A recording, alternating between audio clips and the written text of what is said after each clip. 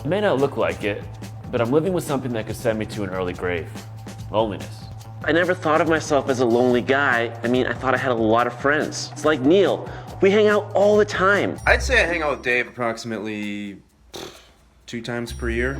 And I've got my work buddies, like Evan, and we always have really deep conversations. What's up, dude?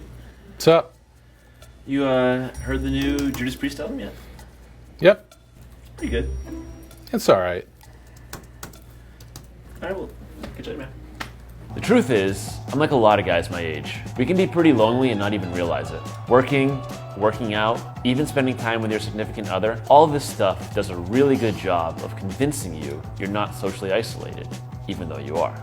And they can also trick you into thinking you don't need to do the work of cultivating deep, personal connections with other people, but you do. There are recent studies showing that loneliness increases your risk of mortality even more than smoking or obesity. Some of the reasons are obvious. I mean, just think about it. Let's say you slip and fall and hit your head in your apartment. If no one's expecting you to call them, nobody will notice when you haven't called them. And then there's the fact that lonely people are less likely to have someone encouraging them to eat right, or exercise, or to take their medicine. The former Surgeon General, Vivek Murthy, said that loneliness puts your body in a constant state of stress. That increases inflammation, puts you at a greater risk of cardiovascular disease and other ailments. Murthy said that being lonely is just as hazardous to your health as smoking 15 cigarettes a day.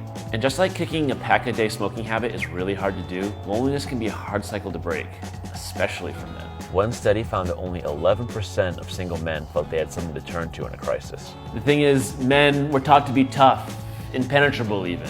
But to make friends, you've got to be vulnerable and emotional. And that's the kind of stuff that we consider girly and gay. Our toxic masculinity is literally killing us. Take the same approach to keeping up with your friends that you do with working out or trying to eat right. Don't think of friendships as something extra, but as a really important part of having a healthy life. Call your college buddies. Talk about something deeper than who won the game last night. Ask that work buddy to grab a drink. Not just once or twice, but regularly. And take responsibility for your friendships. Don't just rely on your significant other to open up your social world.